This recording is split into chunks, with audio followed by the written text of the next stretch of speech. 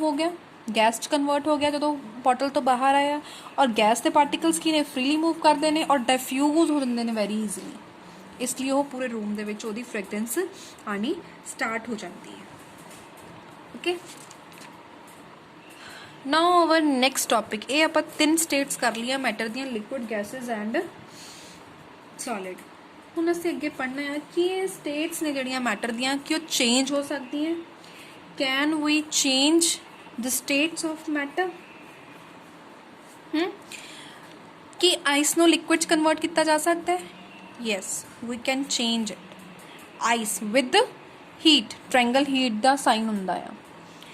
Ice ਨੂੰ ਅਸੀਂ liquid change ਕਰ ਸਕਦੇ ਹਾਂ ਜਦੋਂ ਆਪਾਂ ਉਹਨੂੰ ਹੀਟ ਕਰਦੇ ਹਾਂ, ਠੀਕ ਹੈ। ਟੈਂਪਰੇਚਰ ਜਦੋਂ ਹਾਈ ਕਰਦੇ ਹਾਂ, at high temperature we can change ice into liquid, and liquid can change into gaseous state. Yes, further high temperature, ਜਦੋਂ ਉਹੀ ਟੈਂਪਰੇਚਰ ਨੂੰ ਹੋਰ ਵਧਾਇਆ ਜਾਂਦਾ ਆ ਤਾਂ ਜਿਹੜਾ ਲਿਕੁਇਡ ਆ ਉਹ ਗੈਸੀਅਸ ਫਾਰਮ ਦੇ ਵਿੱਚ ਕਨਵਰਟ ਹੋ ਸਕਦਾ ਹੈ। ਨਾਓ ਆਈਸ ਔਰ ਲਿਕੁਇਡ, ਇਹਨਾਂ ਦੋਨਾਂ ਦੇ ਵਿੱਚ ਇੱਕ ਇਸ ਤਰ੍ਹਾਂ ਦਾ ਪੁਆਇੰਟ ਆਉਂਦਾ ਆ ਜਿੱਥੇ ਟੈਂਪਰੇਚਰ ਦੋਨਾਂ ਦਾ ਸੇਮ ਹੁੰਦਾ ਹੈ। ਆਈਸ ਲੋ ਟੈਂਪਰੇਚਰ ਹੈ ਇੱਥੇ, ਓਕੇ। ਲਿਕੁਇਡ ਦਾ ਟੈਂਪਰੇਚਰ ਆਈਸ ਨਾਲੋਂ ਕੀ ਆ? ਹਾਈ ਆ, ਔਰ ਗੈਸੀਅਸ ਦਾ ਵੈਰੀ ਹਾਈ ਆ, ਓਕੇ। ਹੁਣ ਜਿਵੇਂ ਜਿਵੇਂ ਆਈਸ ਲਿਕੁਇਡ 'ਚ ਕਨਵਰਟ ਹੋ ਰਹੀ ਹੈ ਐਟ ਰੂਮ ਟੈਂਪਰੇਚਰ, ਦੇਖੋ ਜਦੋਂ ਸਾਰੀ ਆਈਸ ਮੈਲਟ ਹੋ ਜਾਏਗੀ, ਜਦੋਂ ਤੁਸੀਂ ਉਹਨੂੰ ਟੱਚ ਕਰੋਗੇ ਤਾਂ ਉਹ ਸਿੰਪਲ ਨੋਰਮਲ ਤਾਂ ਨਹੀਂ ਹੁੰਦੀ ਤਾਂ ਉਹ ਆਈਸ ਵਾਟਰ ਜਿਹੜਾ ਹੁੰਦਾ ਬਿਲਕੁਲ ਠੰਡਾ ਹੁੰਦਾ, ਠੀਕ ਹੈ। ਤੋ ਇਹਦੇ ਵਿੱਚ ਮੋਡਰੇਟ ਜਦੋਂ ਆਈਸ ਲਿਕੁਇਡ 'ਚ ਕਨਵਰਟ ਹੁੰਦੀ ਹੈ, ਸਾਰੀ ਦੀ ਸਾਰੀ ਆਈਸ ਲਿਕੁਇਡ 'ਚ ਕਨਵਰਟ ਜਸਟ ਹੋਈ ਹੀ ਹੈ, ਠੀਕ ਹੈ। ਲਿਕੁਇਡ ਫਾਰਮ 'ਚ ਕਨਵਰਟ ਹੋਈ ਹੈ, ਜਸਟ ਕਨਵਰਟ ਹੋਈ ਹੈ। ਔਰ ਇੱਥੇ ਲਿਕੁਇਡ, ਜੋ ਅਸੀਂ ਲਿਕੁਇਡ ਨੂੰ ਹੀਟ ਕਰਦੇ ਹਾਂ ਤਾਂ ਲਿਕੁਇਡ ਜਸਟ ਗੈਸੀਅਸ ਫਾਰਮ ਬਣਨ ਵਾਲਾ ਹੈ, ਬਟ ਹਲੇ ਬਣਿਆ ਨਹੀਂ ਹੈ। ਇੰਨਾ ਹਾਈ ਟੈਂਪਰੇਚਰ ਹੋ ਚੁੱਕਾ ਹੈ ਕਿ ਅਗਰ ਇੱਕ ਪੁਆਇੰਟ ਵੀ ਉਸ ਟੈਂਪਰੇਚਰ ਤੋਂ ਵੱਧ ਜਾਂਦਾ ਆ ਤਾਂ ਉਹ ਕਿਸ ਫਾਰਮ 'ਚ ਕਨਵਰਟ ਹੋ ਜਾਊਗਾ? ਗੈਸੀਅਸ ਫਾਰਮ 'ਚ। ਤੋ ਇਸ ਕੇਸ ਦੇ ਵਿੱਚ ਲਿਕੁਇਡ ਔਰ ਗੈਸੀਅਸ ਫਾਰਮ 'ਚ ਇਸ ਟੈਂਪਰੇਚਰ ਤੇ ਜਿਹੜਾ ਲਿਕੁਇਡ ਹੈ ਉਹ ਦੋਨੋਂ ਫਾਰਮ 'ਚ ਐਗਜ਼ਿਸਟ ਕਰ ਰਿਹਾ, ਲਿਕੁਇਡ ਫਾਰਮ 'ਚ ਵੀ ਤੇ ਗੈਸੀਅਸ ਫਾਰਮ 'ਚ ਵੀ, ਕਿਉਂਕਿ ਇੱਕ ਪੁਆਇੰਟ ਤੋਂ ਨੀਚੇ ਗਿਆ ਤਾਂ ਉਹ ਲਿਕੁਇਡ ਫਾਰਮ 'ਚ ਹੈ, ਇੱਕ ਪੁਆਇੰਟ ਤੋਂ ਉੱਪਰ ਗਿਆ ਤਾਂ ਉਹ ਗੈਸੀਅਸ ਫਾਰਮ 'ਚ ਹੈ। ਸਿਮਿਲਰਲੀ ਹੇਅਰ, ਇੱਕ ਪੁਆਇੰਟ ਅਗਰ ਨੀਚੇ ਜਾਏਗਾ ਤਾਂ ਉਹ ਸੋਲਿਡ ਫਾਰਮ 'ਚ ਹੈ, ਇੱਕ ਪੁਆਇੰਟ ਤੋਂ ਉੱਪਰ ਜਾਏਗਾ ਤਾਂ ਉਹ ਲਿਕੁਇਡ ਫਾਰਮ 'ਚ, ਠੀਕ ਹੈ। ਤਾਂ ਇਸ ਪੁਆਇੰਟ ਨੂੰ ਅਸੀਂ ਕੀ ਬੋਲਦੇ ਹਾਂ? Latent heat of fusion. Means ਉਹ ਹੀਟ, ਓਨੀ ਹੀਟ ਜਿਹੜੀ ਸੋਲਿਡ ਨੂੰ ਲਿਕੁਇਡ 'ਚ ਕਨਵਰਟ ਕਰਨ ਵਾਸਤੇ ਚਾਹੀਦੀ ਹੈ, ਸੋਲਿਡ ਨੂੰ ਮੈਲਟ ਹੋਣ ਵਾਸਤੇ ਚਾਹੀਦੀ ਹੈ, ਠੀਕ ਹੈ। That's it. ਇਸ ਤੋਂ ਬਾਅਦ ਤਾਂ ਆਲਰੇਡੀ ਲਿਕੁਇਡ ਬਣ ਚੁੱਕਾ ਹੈ, ਉਹਦਾ ਟੈਂਪਰੇਚਰ ਨਾਰਮਲ ਹੋਣਾ ਸਟਾਰਟ ਹੋਏਗਾ, ਠੀਕ ਹੈ। ਔਰ ਇਸ ਪੁਆਇੰਟ ਨੂੰ ਅਸੀਂ ਕੀ ਬੋਲਦੇ ਹਾਂ? Latent heat of vaporisation.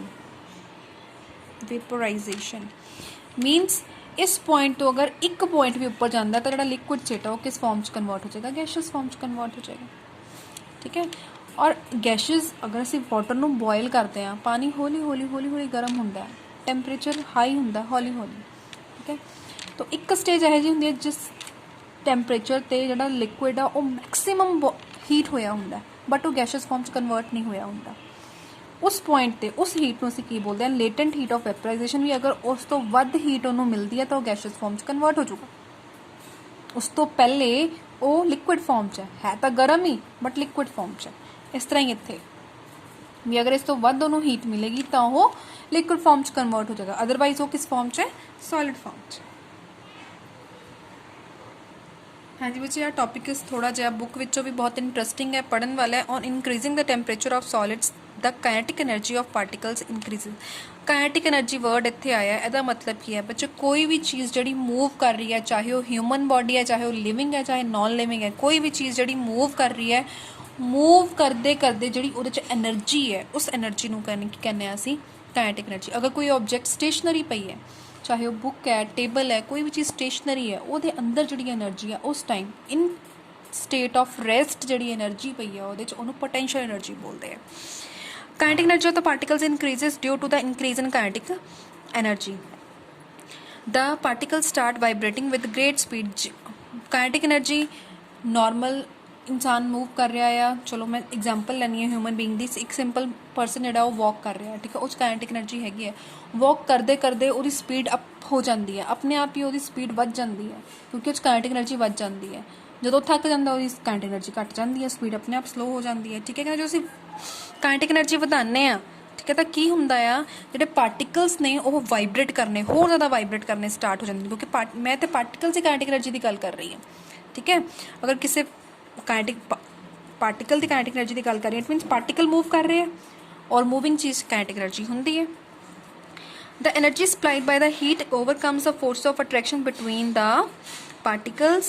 The particles leave their fixed position and start moving more freely. ਕਹਿੰਦੇ ਜਿਹੜੀ ਕਾਈਨੈਟਿਕ એનર્ਜੀ ਹੈ, ਕਾਈਨੈਟਿਕ એનર્ਜੀ ਇਨਕਰੀਜ਼ ਹੋਣ ਦੇ ਨਾਲ ਕੀ ਹੁੰਦਾ ਹੈ, ਜਿਹੜੀ ਅਸੀਂ ਉਹਨੂੰ ਹੀਟ ਦੇ ਰਹੇ ਹਾਂ, ਸੋਲਿਡਸ ਨੂੰ ਜਿਹੜੀ ਹੀਟ ਦੇ ਰਹੇ ਹਾਂ, ਉਹਦੇ ਨਾਲ ਉਹ ਜਿਹੜੇ ਪਾਰਟੀਕਲਸ ਨੇ ਉਹ ਮੂਵ ਕਰਨੇ ਸਟਾਰਟ ਹੋ ਜਾਂਦੇ ਨੇ। ਜਿਵੇਂ ਜਿਵੇਂ ਅਸੀਂ ਹੀਟ ਸਪਲਾਈ ਕਰੀ ਜਾਂਦੇ ਹਾਂ, ਇਹਨਾਂ ਵਿੱਚ ਜਿਹੜੀ ਪਾਰਟੀਕਲਸ ਵਿੱਚ ਜਿਹੜੀ ਅਟਰੈਕਸ਼ਨ ਹੁੰਦੀ ਹੈ ਉਹ ਘਟਣੀ ਸਟਾਰਟ ਹੋ ਜਾਂਦੀ ਹੈ, ਉਹ ਆਪਣੀ ਫਿਕਸਡ ਪੋਜੀਸ਼ਨ ਨੂੰ ਛੱਡ ਦਿੰਦੇ ਨੇ। ਓਕੇ, ਸੋਲਿਡ ਦੇ ਵਿੱਚ ਕੀ ਹੁੰਦੀ ਹੈ, ਸੋਲਿਡ ਦੇ ਵਿੱਚ ਲਿਕੁਇਡਸ ਬਹੁਤ ਕਲੋਜ਼ਲੀ ਪੈਕ ਹੁੰਦੇ ਨੇ, ਕਲੋਜ਼ਲੀ ਪੈਕ ਹੋਣ ਕਰਕੇ ਇਹ ਮੂਵ ਨਹੀਂ ਕਰ ਪਾਉਂਦੇ। ਲੇਕਿਨ ਜਿਵੇਂ ਜਿਵੇਂ ਇਹਨਾਂ ਨੂੰ ਹੀਟ ਦਿੱਤੀ ਜਾਂਦੀ ਹੈ, ਠੀਕ ਹੈ, ਇਹਨਾਂ ਵਿੱਚ ਅਟਰੈਕਸ਼ਨ ਜਿਹੜੀ ਉਹ ਘਟ ਜਾਂਦੀ ਹੈ ਅਤੇ ਜਿਹੜੇ ਪਾਰਟੀਕਲਸ ਨੇ ਆਪਣੇ ਆਪ ਤੋਂ ਦੂਰ ਜਾਣੇ ਸ਼ੁਰੂ ਹੋ ਜਾਂਦੇ ਨੇ, ਠੀਕ ਹੈ, ਲਿਕੁਇਡ ਫਾਰਮ 'ਚ ਕਨਵਰਟ ਹੋਣ ਲਈ। A stage is reached when the solid melts. ਕਹਿੰਦੇ ਇੱਕ ਸਟੇਜ ਇਸ ਤਰ੍ਹਾਂ ਦੀ ਆਉਂਦੀ ਜਦੋਂ ਸੋਲਿਡ ਜਿਹੜਾ ਉਹ ਮੈਲਟ ਹੋ ਜਾਂਦਾ and is converted into liquid, ਅਤੇ ਉਹ ਲਿਕੁਇਡ 'ਚ ਕਨਵਰਟ ਹੋ ਜਾਂਦਾ। The temperature at which solid melts to become a liquid. ਕਹਿੰਦੇ ਉਹ ਟੈਂਪਰੇਚਰ ਜਿਹਦੇ ਵਿੱਚ ਸੋਲਿਡ ਮੈਲਟ ਹੋ ਜਾਂਦਾ ਅਤੇ ਲਿਕੁਇਡ 'ਚ ਕਨਵਰਟ ਹੋ ਜਾਂਦਾ at room pressure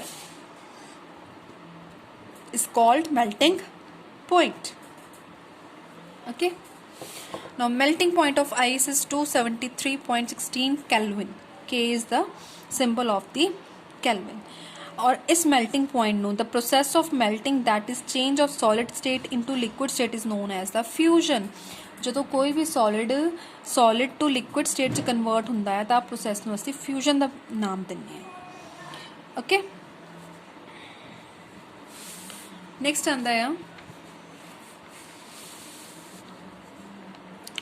you must have observed during the experiment of melting that the temperature of